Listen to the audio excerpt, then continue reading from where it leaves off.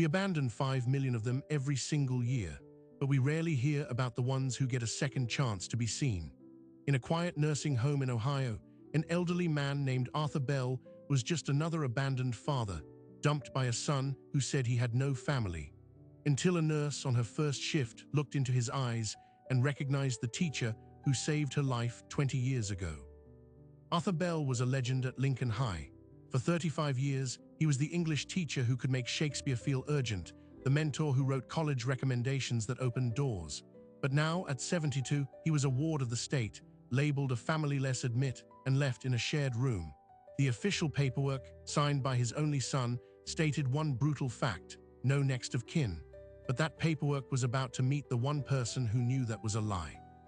Her name was Sarah Vance. 20 years ago, she was a sophomore in Mr. Bell's third-period English class, a quiet girl hiding behind a curtain of dark hair, carrying a home life so fractured she'd stopped believing adults could be safe. He was the first one who saw the bruises she explained away as clumsiness. He didn't press. He didn't call her out in front of the class. He simply started leaving a book on his desk after the bell rang, a different one each week, with a post-it note that said, "Thought you might like this. No quiz. It was To Kill a Mockingbird. Then The Catcher in the Rye. Then The House on Mango Street." He built her a library when she had nowhere to go. He wrote the recommendation letter that got her a full-ride scholarship to nursing school. On her graduation day, he was the only person from her old life sitting in the audience. She hadn't seen him in over a decade, but she never forgot his face. So when she walked into room 307 at Maple Grove Senior, living on her first shift as a charge nurse, to do an intake assessment on a new resident, the air left her lungs. The man in the bed was thinner, his famous head of silver hair now wispy, his eyes clouded with a medication haze. But it was him. The name on the chart read Arthur Bell. The box for primary contact was blank. The line for next of kin stated, "None identified." Son, David Bell, confirmed no living relatives. Sarah's professional composure held, but just barely. She went through the motions, checking his vitals, speaking in the calm, clear tone she used with all her patients. "Mr. Bell, Arthur, my name is Sarah. I'm going to be one of your nurses here." His eyes focused slowly on her. There was no flicker of recognition, just a distant, polite confusion. The chart noted mild cognitive decline, likely medication aggravated. It also noted he'd been admitted 4 days prior from a short-term rehab facility where he'd been sent after a fall at home. The paperwork was meticulous, all signed by David Bell, power of attorney. David had listed his father's assets as minimal, his home as sold to cover debts, and had requested Arthur be placed on Medicaid pending. The narrative was airtight, a lonely old man with no one left, needing state-funded care. But Sarah knew Arthur Bell had a wife, Elena. She passed away from cancer maybe 8 years back. Sarah had sent a card. She knew Arthur had a sister in Florida, and she knew with a cold, rising certainty that the son, David, existed. She met him once, a slick, impatient teenager who'd picked his father up from a parent-teacher conference and honked the horn the entire time Arthur was saying goodbye. The pieces did not fit. A man does not become family-less overnight. That evening, Sarah dug deeper. She pulled the digital admission file. The patient's social history form, filled out by David, was a masterpiece of erasure. Under spouse, deceased. Under other immediate family, none. Under close friends or community ties, isolated following wife's death. But in the scanned medical records from the rehab facility, buried in a transfer note, was a single contradictory line. Patient repeatedly asks for son, David, to bring his reading glasses and photo album from home.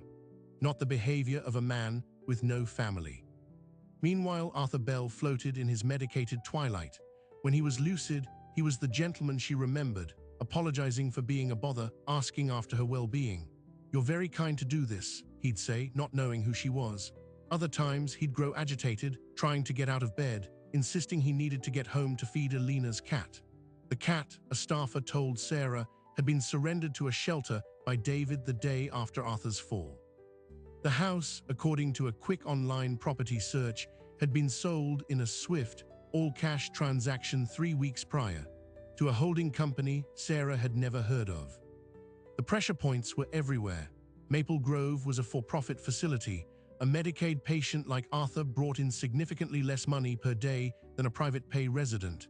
The administration's priority was filling beds with higher-paying clients. Arthur's no family status made him easy to manage, no one to complain about care, no one to visit.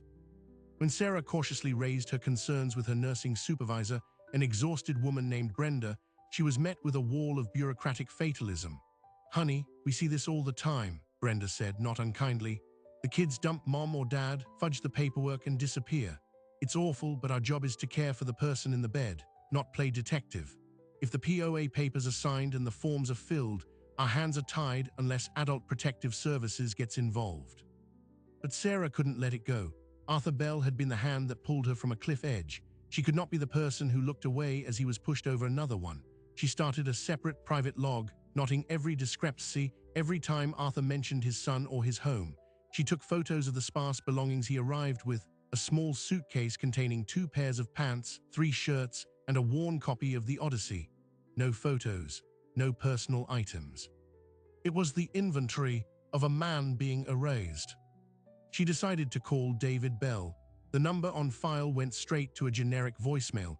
She left a professional message stating she was his father's nurse and needed to discuss his care plan. No return call. She tried a week later. Again, nothing. The first major turning point came on a rainy Tuesday. Arthur was having a good day, more alert. Sarah was helping him with his lunch. As she adjusted his tray, he looked at her, really looked at her, and his eyes cleared for a moment. "You have kind eyes," he said softly, "like a student I had once." Sarah, she wanted to be a nurse. Sarah's heart stopped. She knelt beside his chair. "Arthur, it is asterisk me, it's Sarah Vance." A long, slow blink. Then a tear traced a path down his wrinkled cheek. "Sarah," he whispered, "my house." David said, "He said I had to go just for a little while. Where's Alina?" The dam broke. In halting, confused sentences, a story emerged. A fall, a trip to the hospital, his son bringing papers to sign. "He said it was for my medicine. He said it was temporary."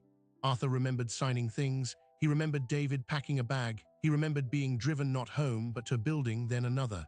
"He doesn't answer the phone," Arthur said, his voice crumbling. "He took the photo of Alina from my nightstand." Sarah held his hand, her mind racing. This wasn't just neglect.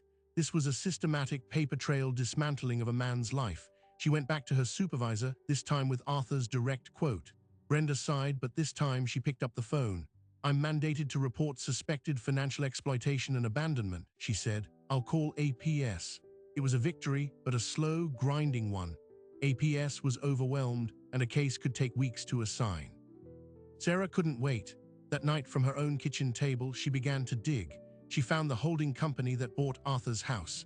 Its registered agent was a law firm. Searching the firm's name alongside David Bell's name yielded nothing.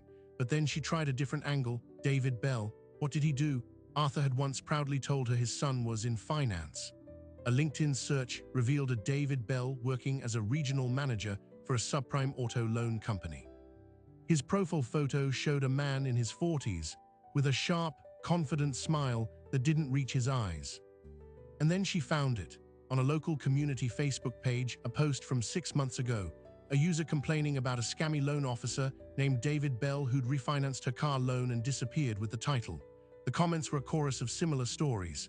Words like predatory, slick, and disappeared appeared again and again. A cold, clear picture was forming. David Bell wasn't just a neglectful son. He was a man who made a living preying on the vulnerable. And now he had turned that expertise on his own father. Sarah knew what she had to do next. It was a violation of policy. It could cost her her job, but the bureaucratic channels were too slow, and Arthur Bell was fadding a little more each day. She copied the phone number from David Bell's LinkedIn profile. She took a deep breath, picked up her personal cell phone and pressed call. It rang twice, and then a voice, smooth and impatient, answered. "This is David." Sarah's mouth went dry. She had no plan, no script. All she had was the truth and a rising, furious courage. "Mr. Bell," she said, her voice steady, colder than she felt.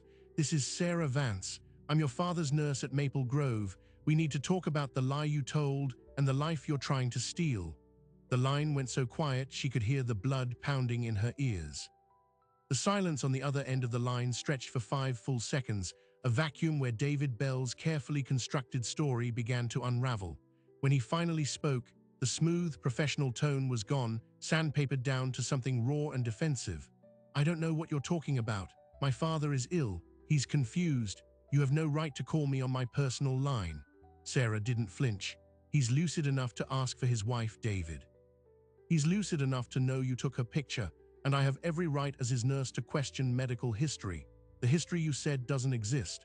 She could hear him breathing, could almost hear the calculations clicking behind his teeth. I'm handling my father's affairs. It's complicated. You wouldn't understand the financial strain. Try me, Sarah said, because what I understand is that a man who taught for 35 years has a pension.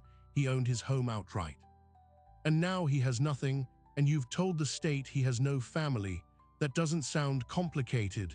That sounds like a crime. David hung up, just a sharp click, then dead air. Sarah sat at her kitchen table, her hands trembling. She crossed a line and there was no going back. The next morning she arrived at Maple Grove braced for fallout. Instead, she found Brenda waiting for her, holding a printout, her face grim. He called the corporate office last night, Brenda said. David Bell filed a formal complaint against you. Harassment, violation of privacy. Making baseless and damaging accusations about his family. The complaint demanded Sarah's immediate removal from his father's care. Corporate, ever risk-averse, had forwarded it to the facility administrator with a recommendation for swift resolution to avoid liability. Sarah's heart sank. This was his countermove, use the system to silence her. Brenda looked at her not with anger but with a weary empathy. I told you not to play detective, now he's playing lawyer. They're going to pull you from the case, Sarah, maybe worse. But then Brenda did something unexpected. She slid a different piece of paper across the desk. It was the intake form David had signed. Brenda pointed a finger at a specific line. Look at this. Patient's primary physician. He listed a Dr. Evan Moss. I've been in this town for 20 years. I know every geriatrician within 50 miles. There is no Dr. Evan Moss practicing here. It was a small crack, but a telling one. A fabricated doctor on official paperwork. The APS report is filed, Brenda said quietly. It's in the queue, but that's a slow train. You need proof, not suspicions, and you need to be smart. He's trying to get you fired. Don't give him a reason. Smart, Sarah understood. She would not call David again, but she could listen. She spent her shifts with Arthur, now officially barred from being his primary nurse but still able to check on him as part of her rounds. She became a collector of his fragmented memories. She brought him a notebook and a pen. When he was clear, she'd ask gentle questions. Arthur, you remember who helped you with your bills after Alina passed? His answer, scribbled shakily. David set up autopay. For everything, do you still get bank statements? A confused shake of the head. David said it was all paperless. Better that way. Meanwhile, the institutional gears began to grind against her. The administrator, a man named Greg, called her into his office. He was polite, corporate. The complaint created a disruption. For the well-being of all, he was reassigning her to the West Wing away from Arthur's unit. It was a neutralization. Sarah agreed calmly. She had no choice. But as she left, she asked one question. For the record, has David Bell visited his father since admission? Greg checked the log. No scheduled visits, but that's not uncommon in these situations. And has he inquired about his father's medical status, asked for updates? A slight hesitation. No, not once. The pieces were locking into a devastating picture. Distant, controlling son, isolation of assets, fabrication of documents, absence of contact. It was a textbook case of predatory guardianship, but with a son as the predator instead of a stranger. Sarah knew the financial exploitation was the key. The house sale was just the most visible asset. Arthur's teacher's pension, his social security, any savings, where was that money going? Break came from an unlikely source, another resident. Mrs. Gable in room 312 was a fiercely independent woman with a keen eye for gossip. She'd overheard Sarah talking softly to Arthur weeks earlier. One afternoon, she waved Sarah over. That nice Mr. Bell, Mrs. Gable said, lowering her voice. His son came once, not to visit. The day they brought him in, I was in the lobby waiting for my daughter. A man in a fancy jacket argued with the admissions lady. He was in a hurry. He handed her a box of files and said, everything you need is here, bill the state. Then he left, never went up to the room. I remember because the lady looked at the box and muttered, another one. Sarah's blood ran cold. David hadn't just filled out forms, he delivered a prepackaged narrative to ensure a smooth, state-funded admission. This was calculated. Armed with this, Sarah went back to her kitchen table digital sleuthing. She found the holding company that bought Arthur's house again. This time, she searched the state business registry.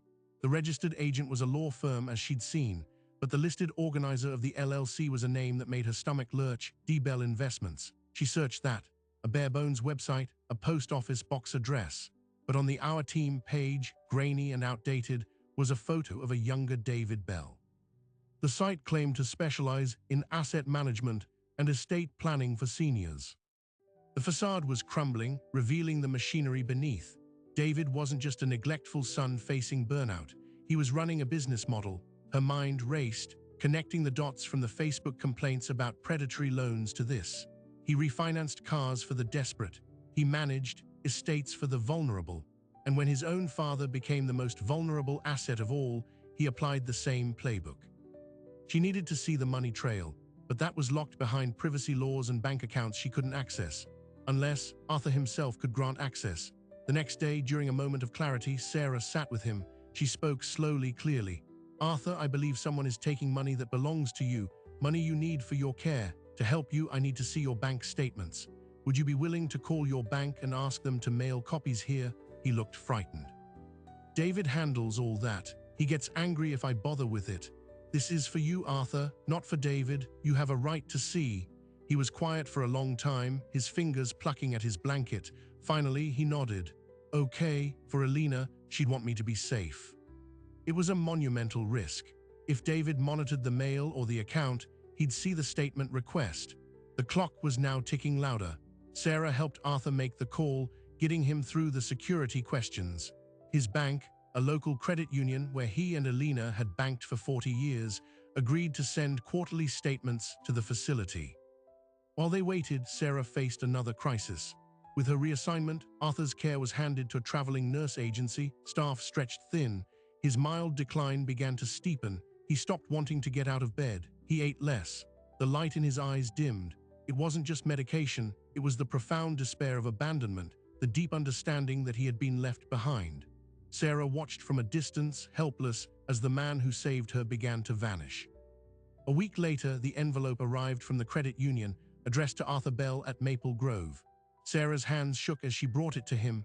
She opened it with his permission. The first page was a summary, and the numbers told a story of systematic liquidation. Over the past 18 months, monthly automatic transfers had been siphoning out his pension and Social Security. $2,000 a month went to an account labeled DBI Management Fees. Another $500 to Property Holding LLC. The balance, which should have been substantial from the house sale, was nowhere to be seen. Then, on a statement from 3 months prior, she saw it, a single massive outgoing wire transfer, $187,000. The destination, an account number she didn't recognize. The memo line read, "Investment Venture Capital." Arthur's entire financial life had been hollowed out. The modest wealth of a lifetime of service was gone, redirected into David's vague, high-risk ventures. The family-less narrative ensured no one would come asking about the money. It was the perfect crime. Sarah now had the proof, not just of cruelty, but of felony-level financial exploitation. She went to Brenda, documents in hand. Brenda scanned them, her face hardening. "This is it," she said. "This is what APS needs. This is what the police need." They made copies. Brenda escalated the APS case to urgent. And then, for the first time, Sarah walked into the local police station. Sitting across from a detective in the Financial Crimes Unit, she laid it out. The fabricated forms, the erased family, the stolen house, the siphoned accounts, the predatory business model. The detective, a weary man named Holtz, listened patiently. He took the documents. "It's good work," he admitted. "But these civil documents, power of attorney, they give him broad legal authority. Proving criminal intent from a son with POA is an uphill battle. We'll open an investigation, but it will be slow." Frustration boiled over in Sarah. "Slow? He's taking everything while you're slow. What about arresting him?" Holtz gave her a flat look.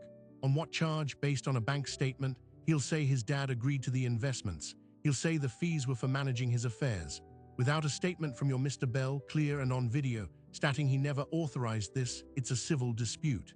And given the cognitive notes in his file, his competency to testify will be challenged." It was another wall. The system, designed to protect, was also a maze that predators like David knew how to navigate.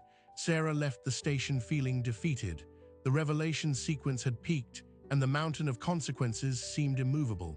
David had the law, the paperwork, and the distance on his side. She had the truth and a fadding old man. She returned to Maple Grove that evening, her spirit heavy.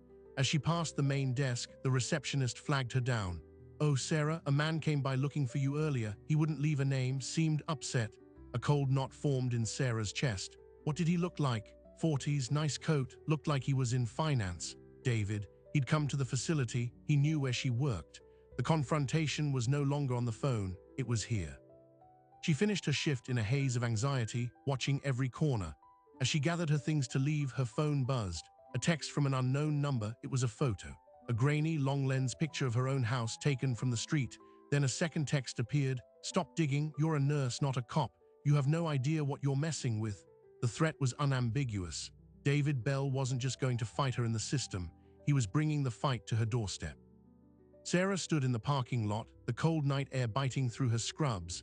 She looked at the photo of her home, her safe place. She thought of Arthur, alone in his bed, being erased. She thought of the detective's resigned voice. She had proof, she had a victim, she had a villain.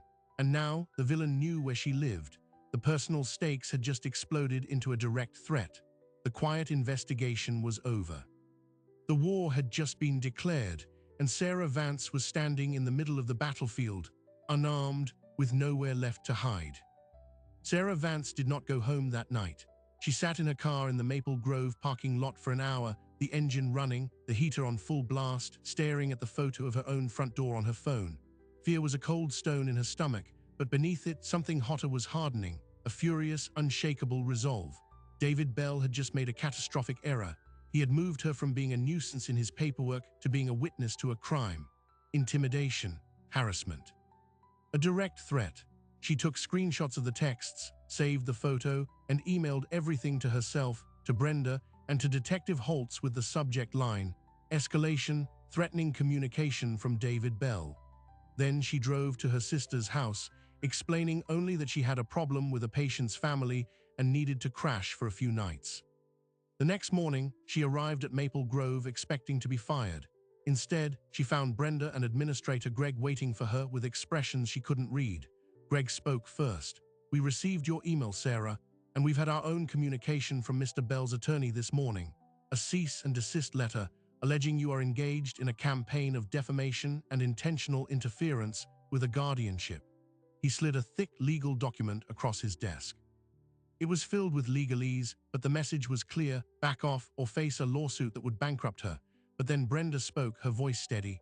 "We also forwarded Sarah's documentation and the threatening texts to our corporate legal department.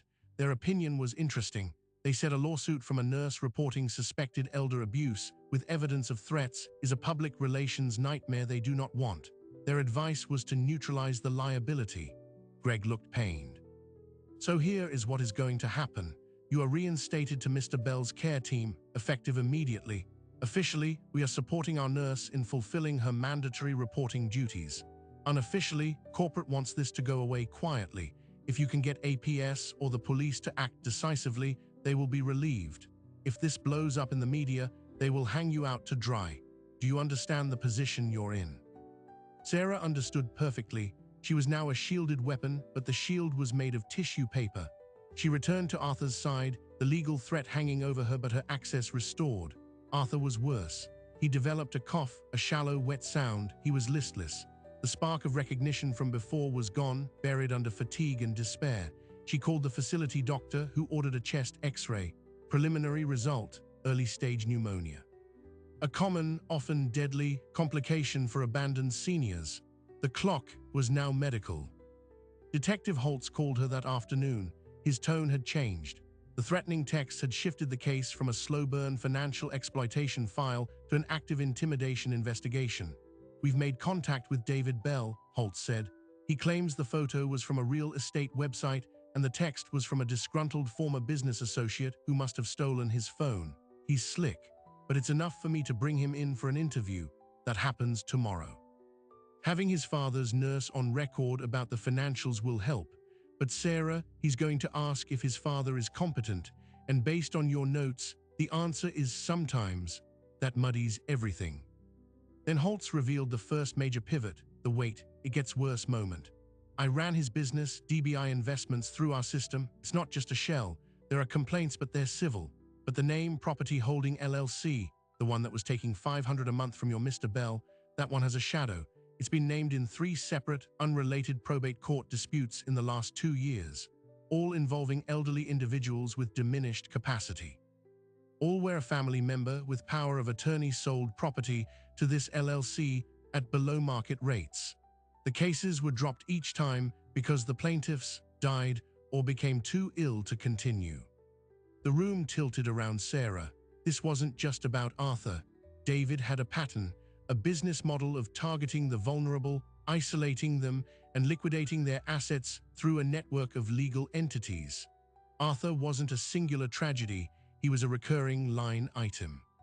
We need to find the others, Sarah said, her voice tight. If they're still alive, they're witnesses. Holtz was quiet for a moment. That's a big investigation. It takes time and resources we might not get for what's still being treated as a possible civil matter.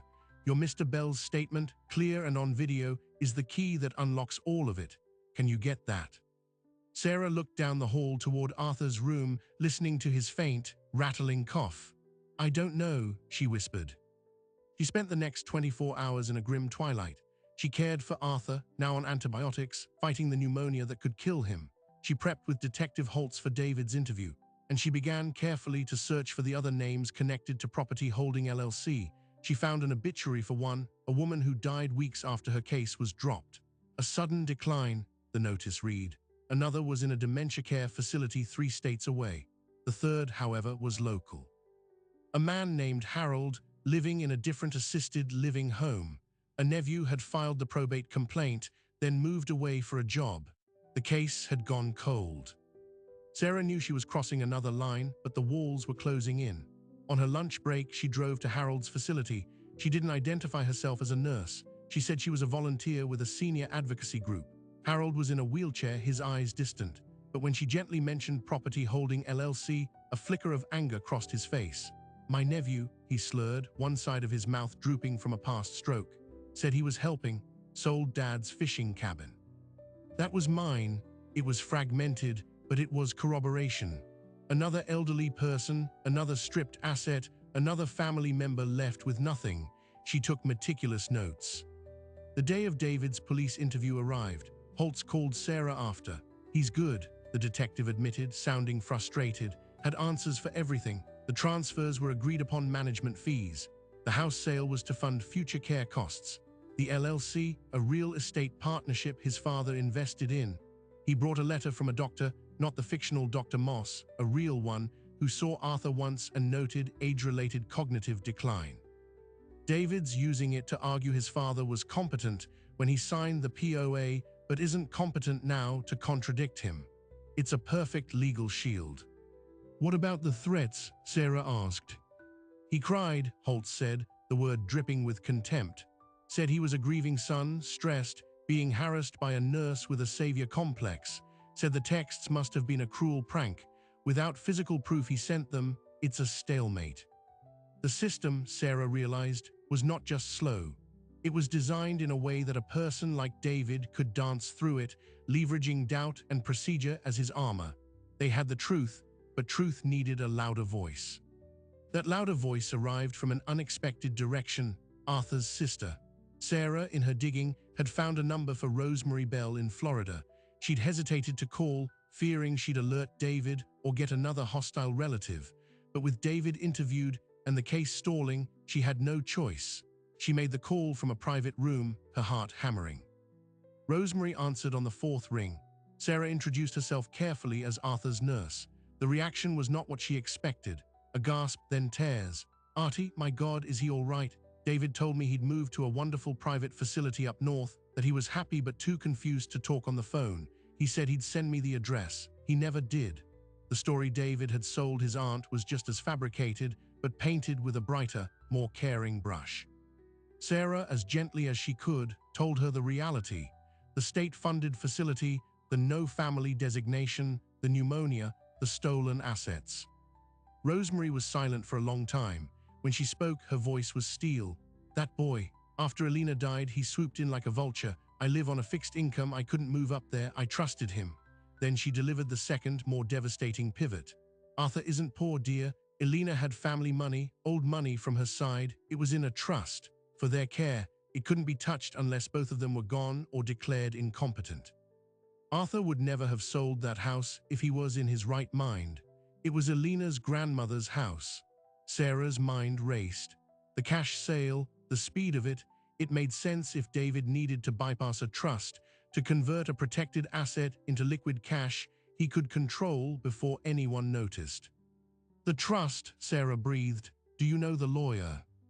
"I have a name," Rosemary said. "From the will reading, hold on." She came back with the name of a prestigious estate law firm in the city. "David wouldn't use them. He said they were too expensive. He found someone more efficient." Sarah thanked her mind already connecting dots. David hadn't just stolen from his father. He had likely committed fraud to break a legal trust. This was no longer just exploitation. This was premeditated, high-value theft. Sarah immediately called Detective Holtz with the new information. "A trust changes everything," he said, a new energy in his voice. "If he forged documents or coerced his father to break it, that's fraud on a whole different level. I need to see that trust document." Getting it would require the cooperation of the estate lawyers who would cite attorney-client privilege, or it would require Arthur to request it. Sarah went back to Arthur, bedside. He was awake, his breathing a little easier with the antibiotics. She took his hand. "Arthur, this is very important. Do you remember trust? Something for you and Alina to protect her family's house." His brow furrowed. He closed his eyes. "A box," he whispered, "at the bank, with Alina's pearls and the papers."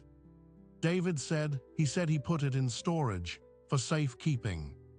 A safety deposit box at the credit union, which David, as power of attorney, would have had access to. He wouldn't have destroyed the trust document. He would have needed it to dissolve it. He might have moved it or hidden it. But the mention of the bank gave Sarah a final, desperate idea. She called the credit union back. She asked, speaking as Arthur's nurse with his whispered permission, if there was a safety deposit box still registered in Arthur and Alina Bell's names. After a long hold, the answer came back.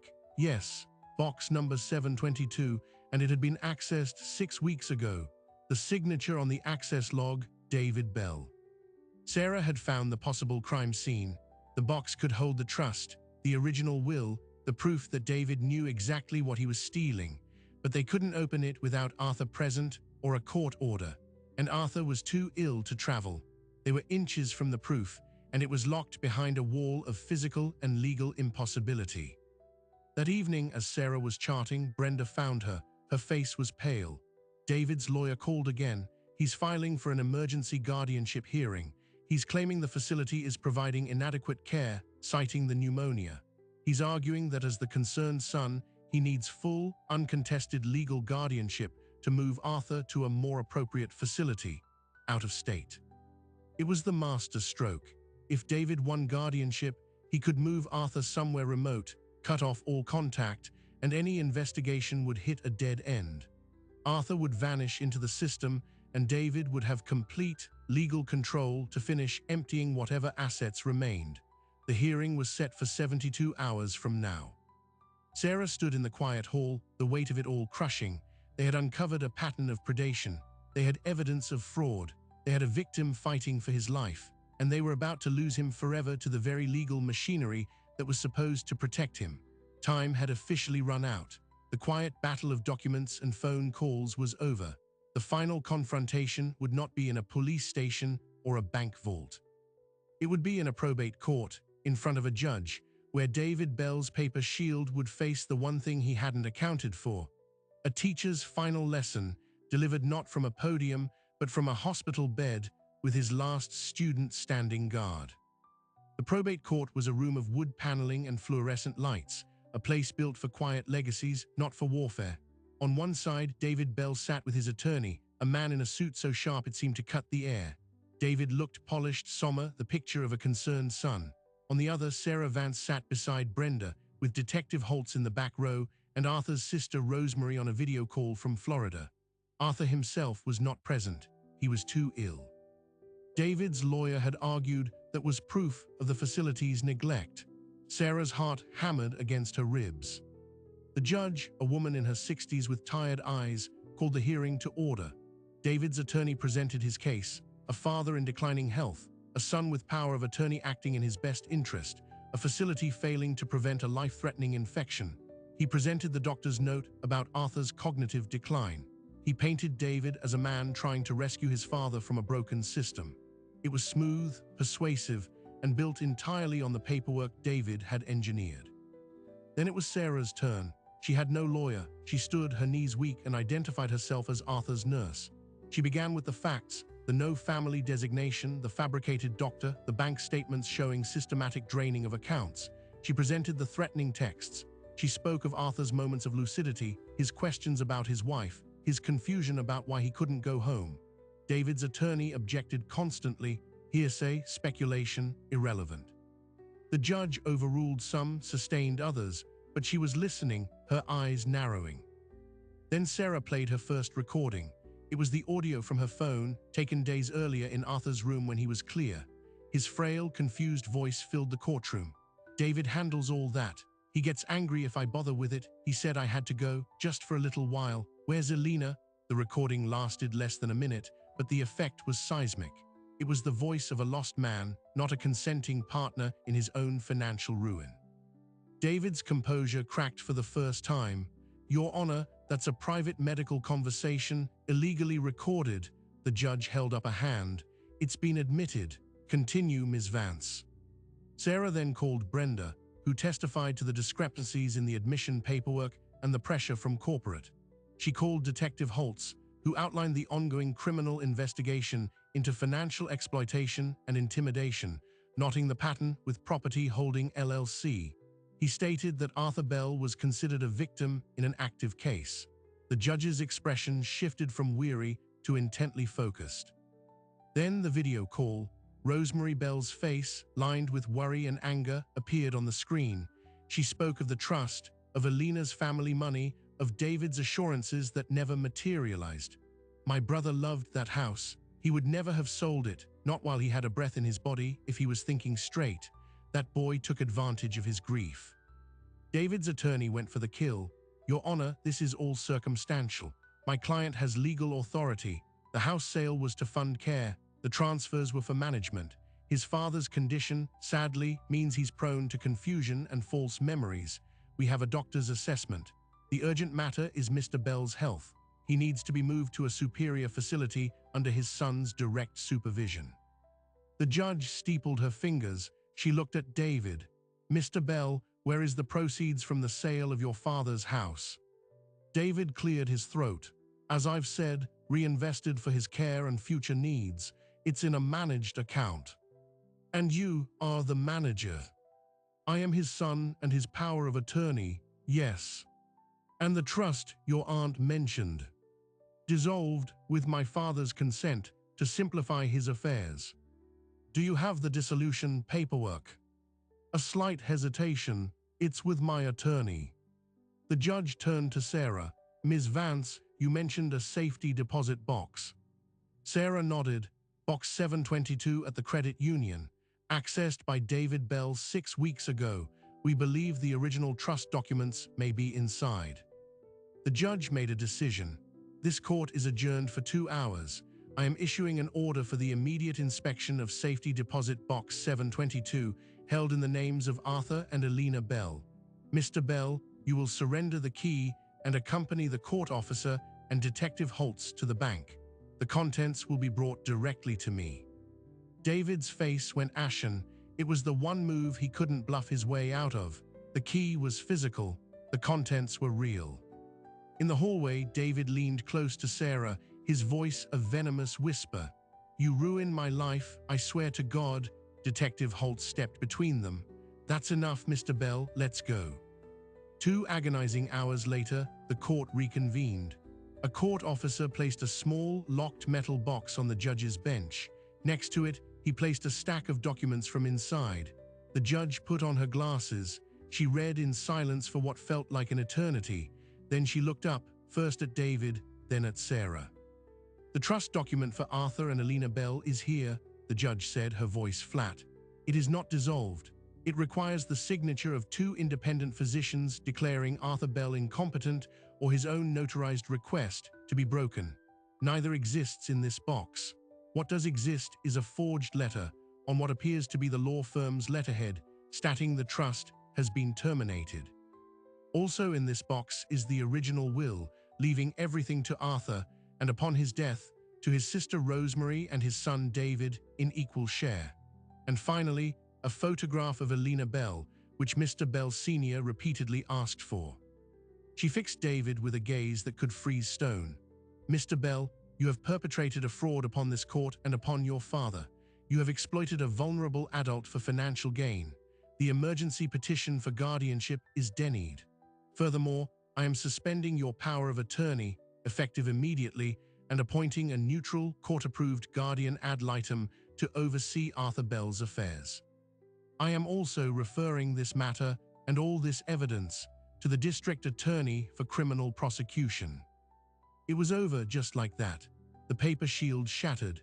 David was led from the courtroom by Detective Holtz, not as a grieving son, but in handcuffs, charged with felony financial exploitation of a vulnerable adult, forgery, and intimidation. The expression on his face was not anger, but a blank, stunned disbelief that his own architecture had collapsed on top of him. The aftermath was a slow, careful rebuilding. With David's power broken, the court guardian worked to untangle the financial mess.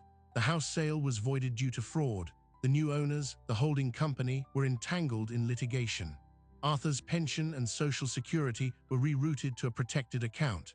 The pneumonia, fought with antibiotics and now proper care, began to recede.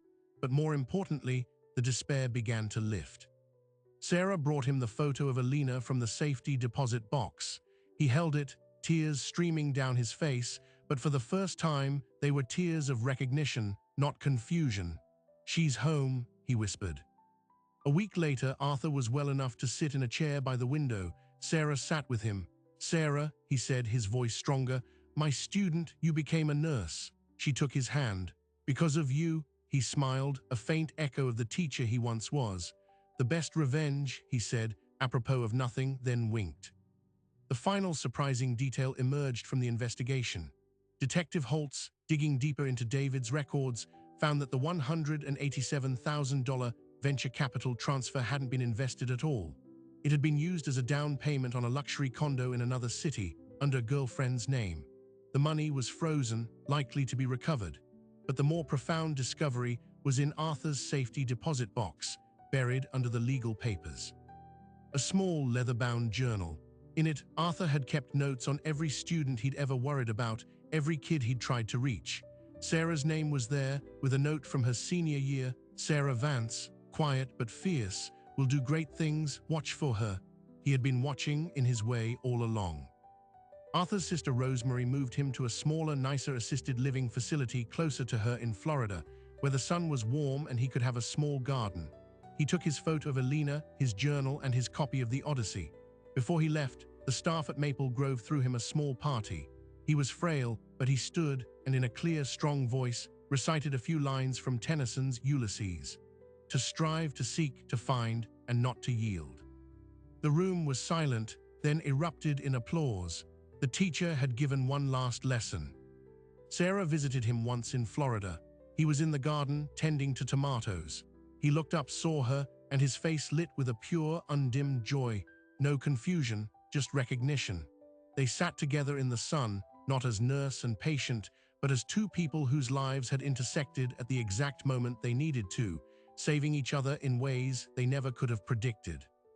Back home, Sarah didn't quit nursing.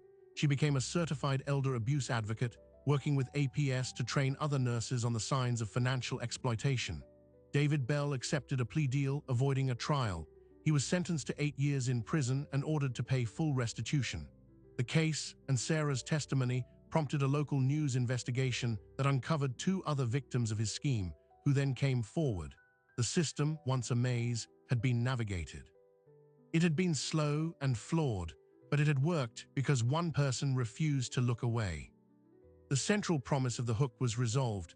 The abandoned elder was seen, not just by a system, but by a single human being who remembered who he was.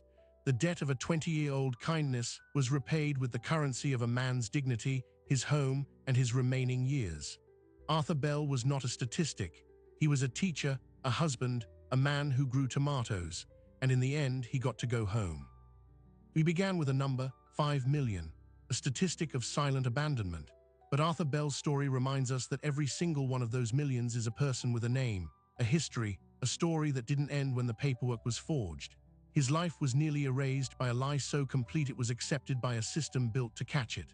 The machinery of power of attorney, of guardianship, of Medicaid forms, it's designed to protect, but in the wrong hands, it becomes the perfect weapon for erasure. What stopped it wasn't a law or a policy change or a government agency. It was memory, the simple human memory of a kindness received 20 years earlier. Sarah Vance remembered the teacher who saw her when she felt invisible.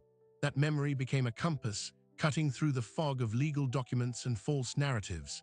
It guided her to ask one more question, to make one more call, to dig one layer deeper when every protocol told her to stand down. In a world that values efficiency and liability, she chose to be inefficient. She chose to become a liability to the very system that employed her, all for the sake of a single man. The lingering question this leaves us with isn't about Arthur or David or Sarah. It's about the space between the lines of the forms we sign, the medical charts we keep, the official stories we accept. Who is looking into the eyes of the person labeled, confused, or familyless, and remembering who they were before the world started forgetting them? The nurses, the aides, the neighbors, the former students. They are the unrecorded, unofficial guardians of our collective memory. They are the immune system against societal neglect. Arthur's story had a rare and happy ending. He got his name back, his home back, his dignity back. But for every Arthur, there are thousands whose stories end in quiet rooms with unanswered questions. The battle isn't always won in a dramatic courtroom. It's won in the daily, grinding choice to pay attention, to see the person, not just the patient, to listen to the fragment of a story that doesn't fit the form, to be the one who refuses to let a human being become an administrative footnote. Sarah Vance is still a nurse, but now she teaches others how to see the signs she almost missed. She turned one act of loyalty into a lifeline for countless others. That is how systems change, not from the top down with new regulations, though those are vital, but from the inside out, with people who carry a moral compass sharper than their professional guidelines. So the next time you hear a statistic about elder abuse, remember it's not a number, it's a person. It's a teacher, a veteran, a gardener, a friend, and the solution isn't just a better law. It's a better kind of attention. It's the courage to disrupt a narrative, to be a nuisance for the sake of what's right, to be the one who remembers when everyone else has been told to forget. Some debts are paid forward across decades. Some lessons are learned in the last chapter of a life. And sometimes, the most powerful revenge against being forgotten is simply to be seen, one last time, by someone who never stopped looking. If you believe stories like this deserve to be told, that attention is the first and most powerful form of justice, then help this channel keep telling them. Hit that subscribe button below. It costs you nothing, but it means this conversation continues. Thank you for listening, and thank you for remembering.